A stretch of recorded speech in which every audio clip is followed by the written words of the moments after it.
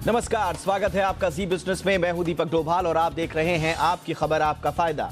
अगर आप chips, burger, cake, pizza जैसे जंक फूड के अलावा पैकेज्ड फूड का ज्यादा इस्तेमाल करते हैं तो अलर्ट हो जाइए। इसमें ट्रांस फैट की मात्रा ज्यादा होती है जो आपकी सेहत के लिए बहुत घातक है। बॉडी में इसकी मात्रा बढ़ जाने से हार्ट अटैक का खतरा बढ़ सकता है। आज हम इसी पर चर्चा करेंगे, समझेंगे कि आखिर कौन सी बला ये ट्रांस फैट। बीच बीच में आप जरूर सुनते रहे होंगे कि ट्रांस फैट, कुछ नूडल्स, कुछ इस तरह के प्रोडक्ट्स में, लेकिन जंक फूड के तमाम प्रोडक्ट्स में ट्रांस फैट की भरमार है और इसीलिए WHO और दुनिया भर के देश इसको लेकर चिंतित हैं। ये हमारी सेहत के लिए किस तरह से नुकसान पहुंचा रहा है, इससे बचना कैसे है, क्यों बचना है, पूरी बात समझेंगे मेहमानों के साथ। लेकिन पहले ये रिपोर्ट।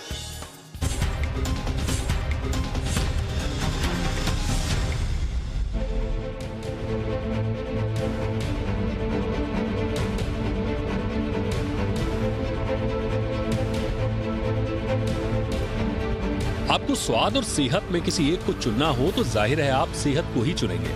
लेकिन बदलती लाइफस्टाइल में सेहत के बजाय लोगों का खान पान की सहूलियत पर जोर हो गया है। यही सहूलियत हमारी बॉडी में ट्रांस फैट बढ़ाने की वजह बन रही है। पैकेज्ड फूड हो या बर्गर, पिज्जा, चिप्स, बिस्किट या नमकीन, इन सभी में ट्रांस फैट की मात्रा अधिक होती है जो हमारी सेहत के लिए जानलेवा साबित हो रही है। WHO के हिसाब से प्रति 100 ग्राम के खाद्य पदार्थ में 2 ग्राम से ज्यादा ट्रांस फैट नहीं होना चाहिए।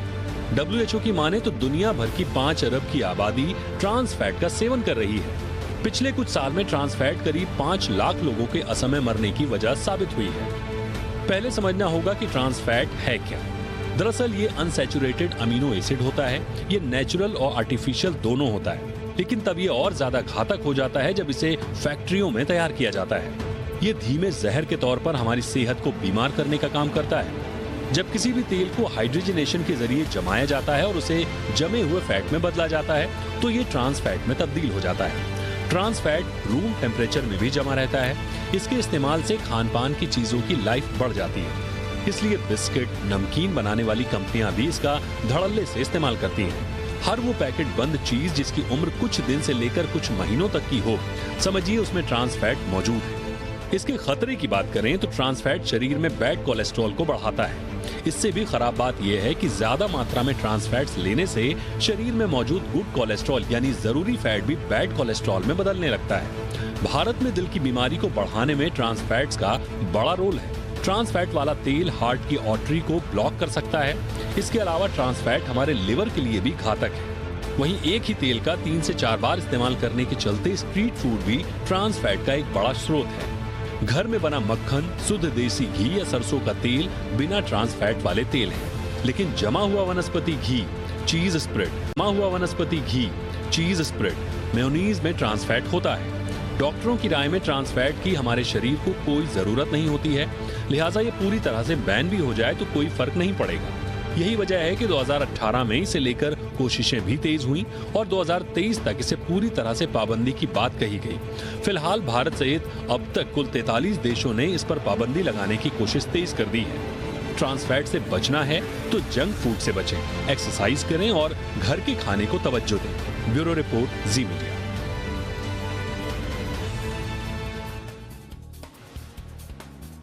तो बहुत ही इंपॉर्टेंट ये इशू है और जैसा हमने ओपनिंग रिमार्क में भी कहा कि ट्रांस फैट गाय बगाए बीच बीच में आप सुनते होंगे, लेकिन मीडिया रिपोर्ट्स में एक बार ये चर्चा से बाहर हो जाता तो फिर लोग भी इसे भूल जाते हैं।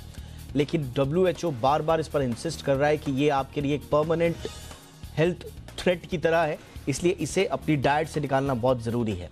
इसी पर आज हम चर्चा कर रहे हैं खास मेहमानों के साथ। हमारे साथ सबसे पहले परिचय आपके मेहमानों का आज करा दे। हमारे साथ सबसे पहले जुड़ चुके हैं डॉक्टर अरुण कुमार गोयल, जो कि चेयरमैन है कार्डियक साइंस के विमांस में। डॉक्टर अरुण, बहुत बहुत स्वागत है सर आपका हमारे शो पर। हमारे साथ है डॉक्टर स्वाति माहेश्वरी, जानी मानी फिजिशियन है। डॉक्टर स्वाति, बहुत बहुत स्वागत है आपका। और हमारे साथ है खुशबू जैन टिब्रेवाल, जानी मानी न्यूट्रिशनिस्ट हैं। खुशबू, आपका भी बहुत बहुत स्वागत है। डॉक्टर अरुण, आपसे ही चर्चा की शुरुआत करते हैं। मैं ट्रांस फैट के बारे में जब पढ़ रहा था तो इनफैक्ट यूरोप से लेकर US तक सब जगह ऑलरेडी एक पॉलिसी फ्रेमवर्क बनाए जाने की वकालत की जाती रही है और न सिर्फ अभी बल्कि कई दशकों से इस पर बातचीत हो रही है। और ख़ास तौर से जिस तरह से पूरी दुनिया में CHD का यानी कि कोरोनरी हार्ट डिजीजेस का खतरा बढ़ता जा रहा है, बहुत सारे एविडेंस ऐसे हैं जो सीधा सीधा ट्रांस फैट के रिलेशनशिप को स्टैब्लिश करते हैं। उसके बावजूद हमारे यहाँ इसको लेकर इतनी बेफिक्री क्यों है? WHO ने कह दिया, जी बिजनेस ने एक शो कर दिया, तो ठीक है, थोड़ा बहुत लोगों को इसके बारे में पता चलेगा, लेकिन फिर कल से लोग फिर वही जंक फूड खाएंगे। वो अवेयरनेस क्यों नहीं है? वो इसके बारे में आपको क्या लगता है, हम क्यों चौंकते नहीं है, डरते नहीं है ट्रांस फैट के नाम से?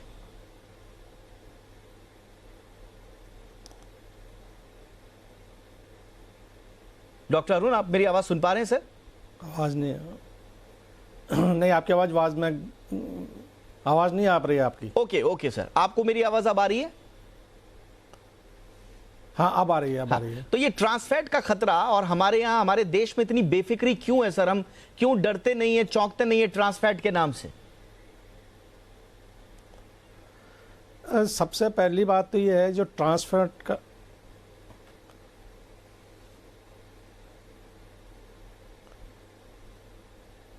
मुझे लगता है डॉक्टर अरुण से संपर्क में थोड़ी दिक्कत आ रही है। आवाज नहीं आ रही। ठीक है सर, मैं अपनी टीम को बोलता हूं कि आपके साथ ही कम्युनिकेशन का प्रॉब्लम ठीक करें।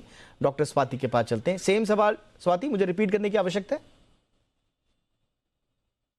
देखिए दीपक जी, मुझे लगता है कि कहीं ना कहीं अवेयरनेस की भी डेफिनेटली कमी है, क्योंकि हम इसके बारे में ज्यादा बात नहीं करते हैं, जैसा कि आपने कहा। और दूसरा एक कारण ये भी है कि ट्रांस फैट को हम अक्सर ट्रांस फैट के रूप में नहीं देखते हैं। यानी कि अगर आप फूड लेबल्स पर देखें तो कई बार टोटल सैचुरेटेड फैट्स इसमें कितने हैं या टोटल फैट्स कितने हैं, इस संख्या के अंदर उसको डाल दिया जाता है, और ट्रांस फैट को अलग से जो है बहुत सारे जो फूड प्रोडक्ट्स हैं उन पर नहीं लिखा जाता है। जबकि ट्रांस फैट को लेकर के बहुत शोर भी मचाया गया शुरू में, जबकि ट्रांस फैट से माना गया कि ये एक अच्छा फैट है और इसका बहुत प्रचलन बढ़ाया गया। लेकिन जैसे जैसे स्टडीज में ये सामने आया कि ये सबसे खतरनाक फैट है, तब से इसके ऊपर जो है लगाम कसने की कोशिश की जा रही है। अब देखिए, हम ये बोलते हैं कि WHO या जो भी गवर्नमेंट एजेंसीज हैं वो सब जब ये बोलती हैं कि 5 ग्राम से ज्यादा एक दिन में फैट, आपको ट्रांस फैट नहीं लेना चाहिए, वहीं जब बहुत सारे फूड लेबल्स ऐसे हैं जिसमें ये सुविधा दी गई है कि अगर आपका ट्रांस फैट लेवल 0.5 ग्राम 100 ग्राम के ऊपर है तो आप ऐसी स्थिति में उसे जीरो फैट लेबल कर सकते हैं, यानी कि आप प्रोडक्ट पे जीरो फैट लिख सकते हैं, जबकि उसके अंदर ट्रांस फैट की 0.5 ग्राम मात्रा है। तो ऐसे धीरे धीरे कई बार क्या होता है कि लोगों को पता ही नहीं चलता है कि हम ट्रांस फैट कंज्यूम कर रहे हैं।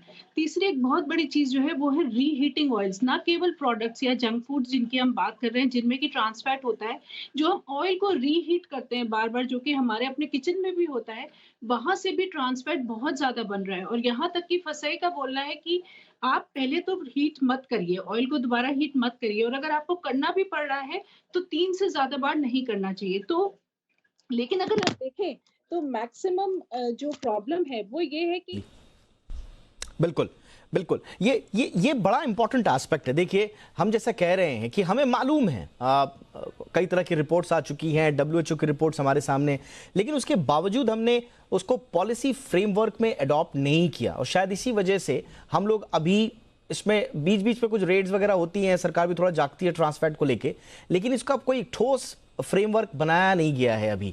कितना बड़ा हम रिस्क ले रहे हैं डॉक्टर गोयल, अगर हम ट्रांस फैट को लेकर कोई पॉलिसी नहीं बना रहे हैं, जबकि हम जानते हैं कि पूरी दुनिया में पॉलिसी बहुत पहले से है। डेनमार्क पहला ऐसा देश है दुनिया का जिसने ऑलरेडी एक लेजिस्लेशन बनाया हुआ है जिसमें अमाउंट जो है लिमिट किया गया है इंडस्ट्रियली प्रोड्यूस जो ट्रांस फैट है किसी भी कंज्यूमेबल फैट में। तो दुनिया में तो सर ये दशकों पुराना कॉन्सेप्ट है कि भाई वहां पर आप ट्रांस फैट कंजप्शन को सीमित कीजिए। हमारे यहाँ ऐसा कुछ है नहीं सर। हम कितना बड़ा रिस्क ले रहे हैं डॉक्टर गोयल? ये रिस्क तो बहुत बड़ा है। सबसे बड़ी बात, पहली बात तो ये है कि ट्रांस फैट आया कहाँ से। पहले ये कंसेप्ट था कि सैचुरेटेड फैट्स या एनिमल फैट्स वो ज़्यादा खतरनाक हैं हार्ट और ब्लड वेसल्स की डिजीज़ के लिए। उसके ऑल्टरनेटिव के लिए ये देखा गया कि ट्रांस फैट का हाइड्रोजनेशन करके प्लांट और वेजिटेबल ऑयल्स को सॉलिडिफाई करके बनाया गया, जो कि बहुत चीप था। इससे जो प्रोडक्ट बनते थे काफ़ी समय सेल्फ लाइफ रह सकती थी, तो फटाफट इसका कमर्शियल बेस से बहुत तेज़ी से इसका यूज़ होने लगा। और जब इसका यूज़ होने लगा तो साइमल्टेनियसली कमर की चौड़ाई भी बढ़ने लगी उसी प्रोपोर्शन में। तब ये स्टडी आई कि जो ट्रांस फैट के कुकिंग मीडिया को यूज कर रहे हैं वो बहुत ही खतरनाक है। इसके लिए जैसे आपने कहा कि डेनमार्क ने सबसे पहले इसके ऊपर बैन लगाया और ट्रांस फैट का एक बहुत लिमिटेड अमाउंट ही जो कि बॉडी पर हार्मफुल इफेक्ट नहीं डालता है उसको अलाउ किया। And you will be surprise कि आपको आश्चर्य होगा कि with in 2 decades the rate of heart diseases in Denmark comes 50% less than what it was. तो ये एक गवर्नमेंट की पॉलिसी थी, साथ में जो सोसाइटी थी उसकी कंप्लायंस भी बहुत इम्पॉर्टेंट है। सिर्फ ट्रांस फैट की बात है, हमारी गवर्नमेंट समय समय पर उनको जागरूकता करती है, वार्निंग मैसेज भी होती है, लेकिन उसके बाद भी पब्लिक है वो इसको बहुत लाइटली लेती है। तो इसका ये पहलू बहुत इंपॉर्टेंट है। सेकेंडली जो कि जंक फूड है जो कि आजकल बच्चों में बड़ा प्रचलित होता जा रहा है, उनको पेरेंट्स की भी ड्यूटी बनती है कि उसका कम से कम उपयोग करने के लिए बच्चों को प्रोत्साहित किया जाए। तो ये सब मिलकर के ये एक मल्टी डायमेंशनल अप्रोच होनी चाहिए, तभी इस ट्रांस फैट वाली समस्या से हम निजात पा सकते हैं। एब्सोल्युटली। यहाँ पे थोड़ा सा मैं जिन लोगों को शायद ये भी हो सकता है कि हमारी चर्चा से लोगों को ऐसा लगे कि भारत में कुछ भी नहीं हो रहा है ट्रांस फैट को लेकर, तो वहाँ पे थोड़ा सा मैं ये सिर्फ जानकारी भर के लिए कह दूँ कि देखिए FSSAI ने भी इस पे कोशिश की थी कि इस पे कैप लगाया जाए और हमने ये भी लक्ष्य रखे थे कि 2022 तक हम इसको फेज्ड मैनर में हम इसको 2% तक लाएंगे। एडिबल जो ऑयल एंड फैट्स पर जो है, जो ट्रांस फैटी एसिड्स हैं, TFAs जिनको बोलते हैं, 2021 में उसमें 3% का हमने लक्ष्य रखा था और 2022 तक उसको 2% किया था। अभी जो उससे पहले जो परमिसिबल लिमिट जो थी वो 5% थी, तो उसको अमेंड किया गया। लेकिन सवाल ये है कि क्या हम वो अचीव कर पाए, क्योंकि अचीव हम करते हुए तब नजर आते हैं जब कंजम्पशन पर किसी तरह का हमें कोई अंतर नजर आता। अब यहाँ पर जो डाइटरी प्रोडक्ट्स हैं जो हमारे यहाँ बिक रहे हैं, हमारे यहाँ जो जो जो जो पाइज हैं, जो बिस्किट्स हैं, जो पेस्ट्रीज हैं, जो स्वीट रोल्स हैं, जो फ्राइड फ्रूट्स हैं जैसे फ्रेंच फ्राइज है, चिकन नगेट्स है, ये इस तरह की चीज़ें तो धड़ल्ले से बिक रही हैं। तो हम कैसे ये सोच सकते हैं कि हम उसको रिड्यूस कर पाएंगे? ये थोड़ा सा चैलेंजिंग तो ज़रूर होगा, लेकिन हाई टाइम खुशबू के पॉलिसी इंटरवेंशंस प्लस अवेयरनेस दोनों से अब ट्रांस फैट के खिलाफ एक अंतिम और निर्णायक लड़ाई लड़ी जाए। हाँ, देखिए आपने बहुत एक इंटरेस्टिंग चीज बोली कि हमने अपना एक पॉलिसी बनाई कि हमें 2% तक आना है, बट एक तरफ हम सोचते हैं कि चलो हमने मैन्युफैक्चरिंग जो हो रही है, जो प्रोडक्ट्स मार्केट में रेडी मिल रहे हैं, हमने उनको तो चलो कम कर दिया, बट असली प्रॉब्लम तब आ रही है जब हम घर के लेवल पर हर घर में हम लोग फ्राइड खा रहे हैं, हर घर में हम लोग बाहर का खाना खा रहे हैं। तो हमें एक्चुअल में अगर ट्रांस फैट को कम करना है, हमें अवेयरनेस बढ़ानी है एवरीडे खाने के लिए। हर रोज के खाने में हम लोग क्या कर रहे हैं जो गलत है, हमें उसको चेंज करना है, उसका क्या सही सब्स्टिट्यूट है वो समझना है, और हम जब बाहर जा रहे हैं हमें कौन से खाने खाने चाहिए। अगर हम ये चीज समझ लेंगे तब जाकर हम एक्चुअल में इसको कम कर पाएंगे, ट्रांस फैट का कंजम्पशन कम कर पाएंगे। जो लोगों को हार्ट हेल्थ प्रॉब्लम्स हो रहे हैं उन सबको हम उसी तरीके से मैनेज कर पाएंगे बेटर। डॉक्टर गोयल क्या कहेंगे, कुछ सलाह देंगे लोगों के लिए, क्यों खतरा है और कैसे कैसे बच पाए इससे? अगर सबसे बड़ी बात तो इम्पॉर्टेंट बात तो यही है कि जो रूटीन के अंदर पहले हम खाया करते थे, जो एनिमल फैट से जो घी है, सैचुरेटेड कुकिंग मीडिया है, वो अच्छा है, ऑलिव ऑयल है, मूंगफली का तेल है, ये कुकिंग मीडिया हैं जो कि ज़्यादा बेहतर हैं, जिसको कि पूफा और मूफा की कैटेगरी में आते हैं। ये सबसे बेहतर और हेल्थ कॉन्शियस भी हैं, और इसमें जो कोलेस्ट्रॉल लेवल के जो बाकी कंपोनेंट्स हैं उसको ये ख़राब नहीं करे, जबकि ट्रांस फैट है वो जो गुड कोलेस्ट्रॉल है उसको कम कर देता है और बैड कोलेस्ट्रॉल को बढ़ाता है। इसके अलावा भी ट्रांस फैट के कारण और भी बहुत सारे साइड इफ़ेक्ट्स आते हैं बॉडी के अंदर, जैसे आपने कहा सिर्फ हार्ट डिजीजेज ही नहीं, बाकी स्ट्रोक के लेवल भी बढ़ जाते हैं, डायबिटीज़ के इंसिडेंस भी बढ़ते हैं। तो सबसे इम्पॉर्टेंट पहली बात है टोटल बैन होना चाहिए ट्रांस फैट का यूज। सबसे इम्पॉर्टेंट बात है ट्रांस फैट क्यों यूज़ हो रहे हैं, क्योंकि ये बहुत ही सस्ते हैं, चीप हैं, इनएक्सपेंसिव हैं और इनकी सेल्फ लाइफ है। पब्लिक अवेयरनेस जब बढ़ जाएगी कि जब भी कोई खाने की प्रोडक्ट को ख़रीदें तो पहले उसमें चेक करें कि इसके अंदर कौन सा मीडिया से इसको बनाया गया है, चाहे वो ट्रांस फैट के नाम पे हो या पार्सली हाइड्रोजिनेटेड कुकिंग मीडिया हो, इन सब को अवॉइड करना चाहिए। और जो नेचुरल प्रोसेस के बने, नेचुरल तरीके से अपने जो कुकिंग मीडिया हैं वो हेल्थ के लिए सबसे अच्छे हैं और हेल्दी हार्ट उन्हीं से रह पाएगा। Absolutely sir. डॉक्टर स्वाति, एक जो ट्रेंड में पढ़ रहा था डब्ल्यूएचओ की रिपोर्ट में, ट्रांस फैट दुनिया में एक बड़ी स्वास्थ्य समस्या तो आज से नहीं है, पहले से, जिसके मैंने आंकड़े भी रखे। लेकिन इस बार जो डेटा रिसर्च आया है, डब्ल्यूएचओ कहता है कि मिस्र, पाकिस्तान, ऑस्ट्रेलिया, दक्षिण कोरिया, ये जो साउथ कोरिया वाला इशू है, और हमारे यहाँ जैसे हम देख रहे हैं कि कोरियन फूड कल्चर हम बहुत जल्दी से अडेप्ट कर रहे हैं, फैशन के ड्रामा ये सब तो हम देख रहे हैं, लेकिन उनके राम्यान, उनके नूडल्स, ये सब हम बड़ी तेजी से अडॉप्ट कर रहे हैं। और हम सोचते हैं कि यार कोरियन लोग तो बड़ा अच्छा खाना खाते हैं, बड़ा साफ सुथरा खाना खाते हैं, लेकिन वहां पर पता चल रहा है कि जो प्रिजर्वेटिव्स, क्योंकि वो फ्रेश फूड वो भी नहीं पका रहे हैं, बॉइल्ड फूड जरूर खा रहे हैं, उनके यहाँ ये सब कम हो रहा है, लेकिन जो प्रिजर्वेटिव्स है वो तो बहुत बड़ा खतरा है। शायद उसी का रिफ्लेक्शन कि दक्षिण कोरिया ट्रांस फैट से होने वाली बीमारियों से सबसे ज्यादा प्रभावित देशों में से है। तो इंडिया के लिए ये एक अलार्मिंग सिचुएशन में। बिल्कुल, बहुत अच्छा पॉइंट है दीपक जी आपका, क्योंकि अब जो है बाहर से आने वाले फूड्स बहुत ज़्यादा बढ़ गए हैं, दूसरी कंट्रीज से जो आने वाले हैं, और जैसा कि आपने कहा भी कोरिया से इतने नूडल्स आते हैं और बहुत दिलचस्पी से खाए जाते हैं। हम ये सोचते हैं कि शायद बाहर की चीज़ है तो ये ज़्यादा हमारे लिए स्वास्थ्यवर्धक होगी, और हम ये नहीं समझ पाते हैं कि इसमें भी ट्रांस फैट हो सकते हैं या इस तरह की चीज़ें हो सकती हैं जो हमें नुकसान दे। तो बहुत ज़्यादा ज़रूरत है कि ऑल ओवर वर्ल्ड जो है इसको अडॉप्ट किया जाए, ना केवल कुछ कंट्रीज इस तरह के कदम उठाए, बल्कि पूरे वर्ल्ड में ये कदम उठाने की बहुत ज़्यादा ज़रूरत है। वहीं अगर भारत के खाने की बात करें दीपक जी, तो मैं जरूर बोलना चाहूंगी, देखिए समोसा, भटूरा, पूड़ी, पकौड़े, जलेबी, इमरती, जो इस तरह की बहुत सारी चीजें हैं जो कि डीप फ्राइड हैं, ये भी हमें ट्रांस फैट देती हैं, ये हमें समझना बहुत जरूरी है। तो जो हमारे फूड इंस्पेक्टर्स होते हैं, जो कि रेस्टोरेंट्स में जाते हैं, जो कि हमारे डिफरेंट फूड स्वीट शॉप्स हैं वहां जाते हैं, उन सब के लिए भी एक बहुत जरूरी चैलेंज है ये, इस चीज को समझाना वहां के लोगों को, कि किस तरह से उनकी ट्रेनिंग करना कि वो इस चीज को समझ पाए कि ट्रांस फैट आप ट्रांसफर कर रहे हैं लोगों को, अगर आप बार बार ऑयल को हीट कर रहे हैं या आप इस तरह के प्रोडक्ट्स अंदर रेस्टोरेंट में, किचन में इस्तेमाल कर रहे हैं जो कि ट्रांस फैट जिनमें ज्यादा है, तो आप चाहे अनचाहे जो है लोगों तक उस ट्रांस फैट को पहुंचा रहे हैं। तो एक तरफ जहां लोगों के लिए ये जरूरी है कि हम जो भी प्रोडक्ट्स खा रहे हैं उनको सोच समझ के खाएं, वहीं गवर्नमेंट के लिए बहुत ज्यादा जरूरी है कि हम मैन्युफैक्चरिंग से लेकर के डिलीवरी तक, जहाँ तक कि हमारे रेस्टोरेंट्स हैं, हलवाई हैं, वहां तक भी हमें कहीं ना कहीं इस चीज को कंट्रोल करने की बहुत जरूरत है कि हम लोगों को ट्रांस फैट बेवजह परोस रहे हैं,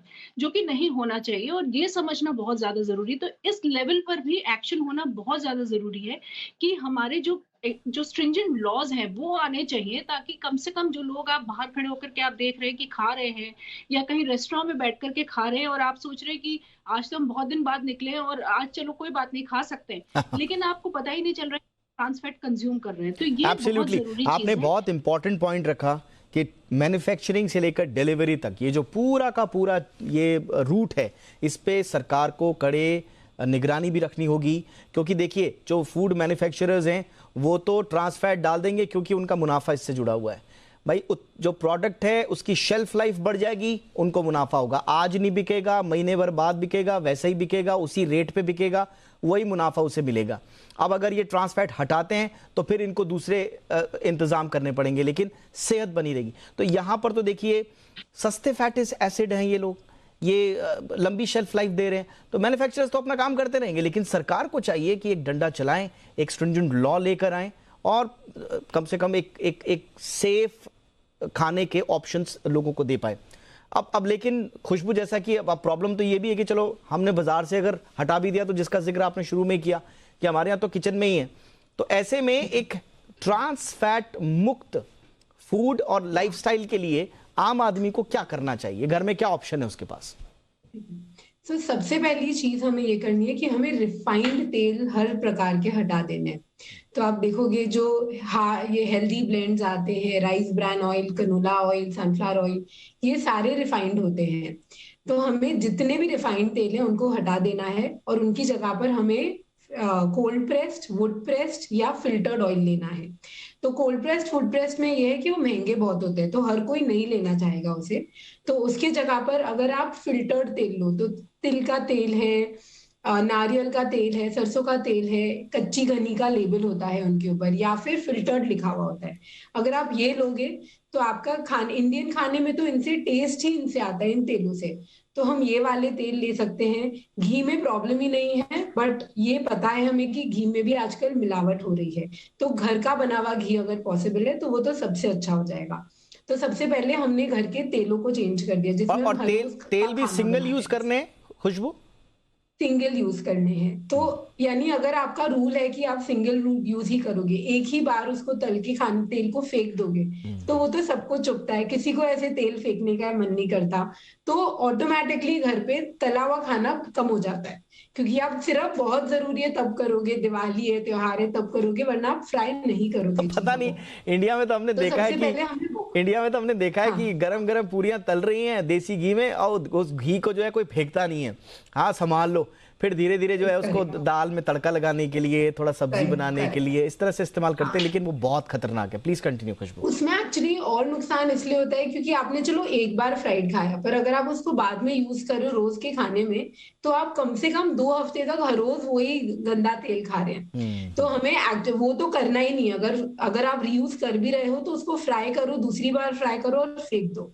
उसको घर के खाने में तो बिल्कुल नहीं डालना है, वो तो जहर खाने वाली बात है, तो वो हमें नहीं करना है। दूसरी चीज हमें ये करनी है कि जैसे खारी है, क्रोसॉन है, बिस्किट है, चिप्स हैं, ऐसी चीजें सब हटा देनी है। हमारे जो घर के नमकीन होते हैं, जैसे हम पोहे चिवड़ा बनाते हैं, हम अलग अलग नमकीन बनाते हैं, हर स्टेट में अपने अपने नमकीन है। अगर हम उनको घर पे बनाएं, अच्छे गुड क्वालिटी तेल के साथ बनाएं, कम तेल में हल्का हल्का फ्राई करके अगर बनाएं, तो हम वो फिर भी खा सकते हैं, वो फिर भी सेफ ऑप्शंस है। पर यही हम जब मार्केट से रेडी खरीदते हैं, उनमें ऑब्वियसली ट्रांस फैट होगा, क्योंकि वो सस्ते तेल ही यूज करेंगे। तो हम ये दूसरी चीज कर सकते हैं। एब्सोल्युटली। और जो बाजार में मिलने वाली आम रोजमर्रा की चीजें हैं, जो फ्राइड चीजें हैं, उनके अलावा एक जो इंपॉर्टेंट चीज आम आदमी को समझनी है, मिडिल क्लास से जुड़ी हुई है, आजकल ये बेक्ड, पैक्ड, फ्राइड ये खाने का बड़ा चलन है। तो इन चीज़ों में, सारी चीज़ों में ट्रांस फैट है।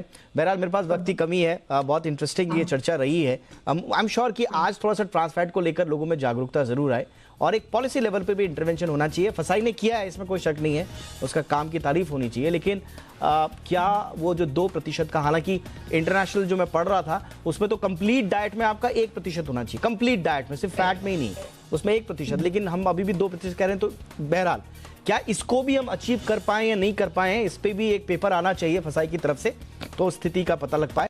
बहरहाल बहुत बहुत शुक्रिया आपका डॉक्टर गोयल, वक्त निकाला आपने, thank you so much. Doctor Swati, thank you so much ma'am. Khushbu ji, आपका भी बहुत बहुत शुक्रिया। आपकी खबर, आपका फायदा में इतना ही, इजाजत दीजिए, नमस्कार।